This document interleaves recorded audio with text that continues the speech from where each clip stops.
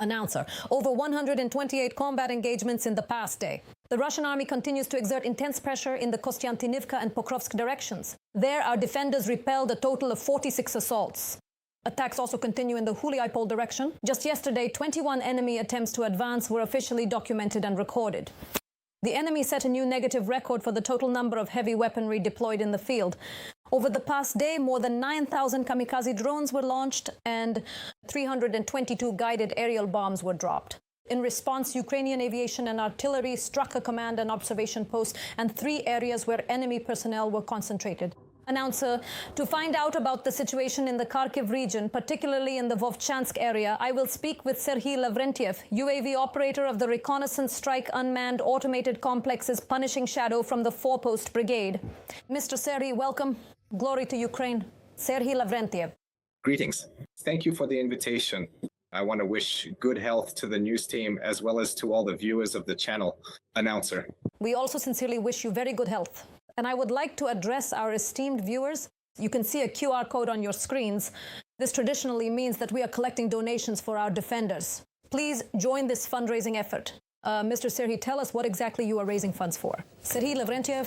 Yes, thank you for the question. At the moment, we are working on our fundraising in 2 directions. The first is the modernization of our combat positions. And the second is the safety of our personnel.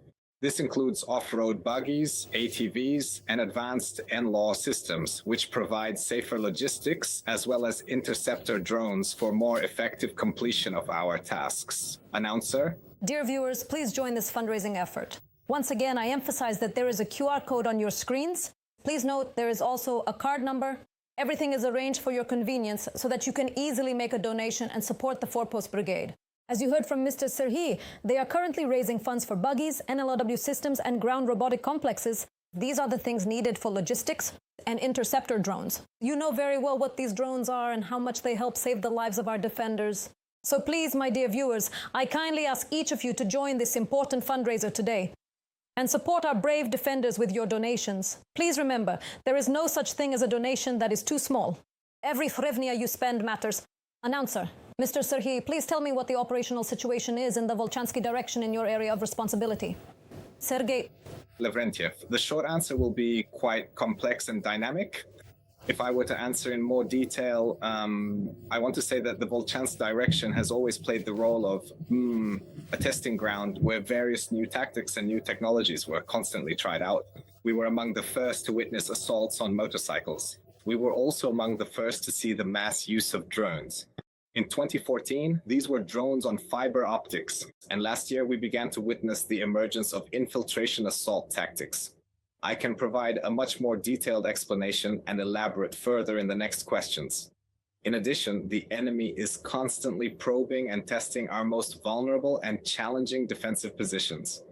We also don't just wait, we are actively working in a proactive manner to stay ahead of them.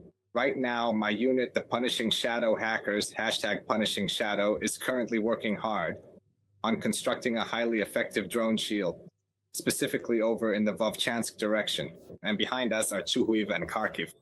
This is a stretch of Ukrainian territory with a population of over 2 million. Narrator. And dear viewers, you can help our brave defenders from the 4-Post Brigade build this protective shield with drones, especially the interceptor drones, which the brigade is actively fundraising for at this time.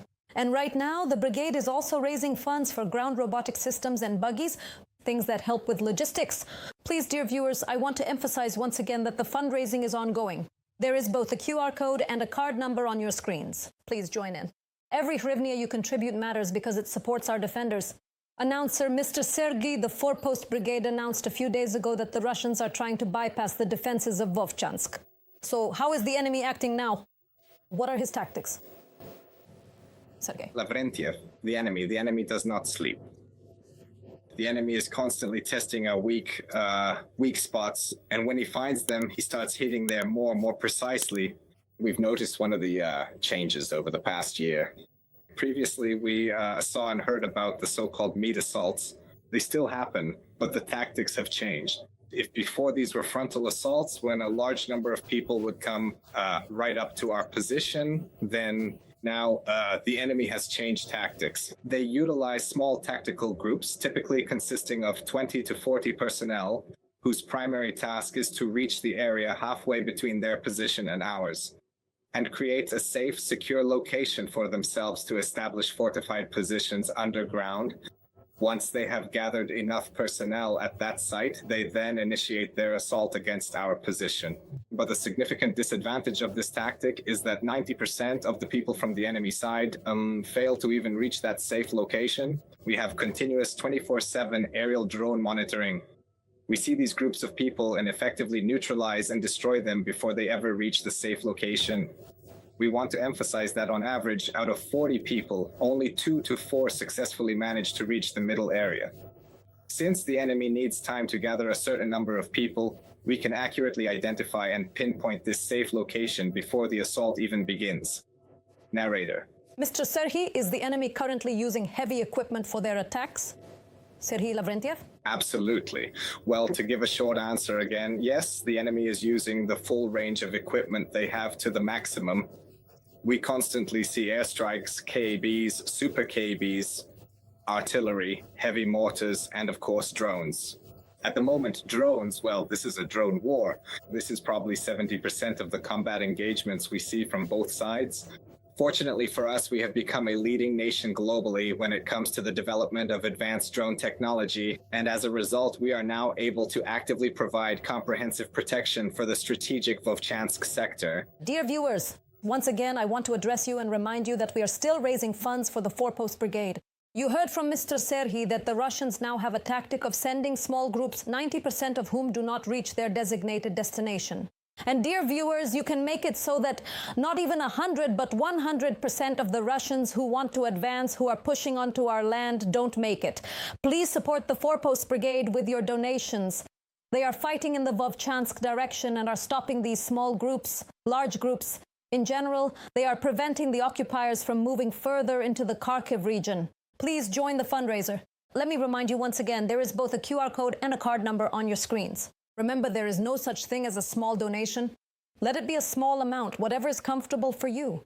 I don't know, 10, 20, 50, a trivnius.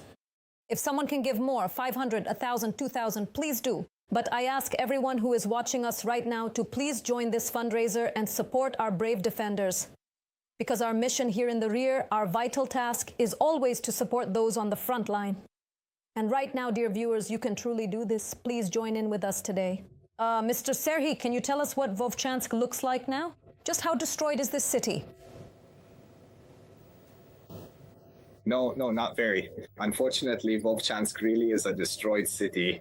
If we close our eyes right now and imagine for a moment that we are in Vovchansk, I think most of the buildings would not be higher than our chest level. That is to say, only the basements and the surviving remains of the first or ground floor are all that's left. Mr. Serhiy, I have another question for you. Russia wants to create a 20-kilometer buffer zone along the border of two regions, Kharkiv and Sumy. This was stated recently by the commander of the Joint Forces Group, Mikhailo Drapati. Do you happen to notice that the enemy might be bringing in additional military reserves to the border area to carry out such a plan? We have indeed heard about this statement, and we firmly believe that the official order has already been given. At the moment, I do not yet see any significant movement from the enemy's side, but let's really consider that it is definitely one thing when the specific order is given. It's a completely different story whether it will actually be carried out. From my personal perspective, in order to create a buffer zone, the enemy would need to amass a certain substantial number of personnel and a certain significant amount of equipment. My comrades and I have estimated together that for every single Ukrainian soldier currently fighting on the front lines, there should be at least 6 enemy military units positioned on the opposing side. That is specifically for active use in the field, plus an additional 3 more kept in reserve to replace those who are wounded or killed from the initial 6. We are probably all aware that the recent mobilization campaign in Russia was not and is not a positive one at all.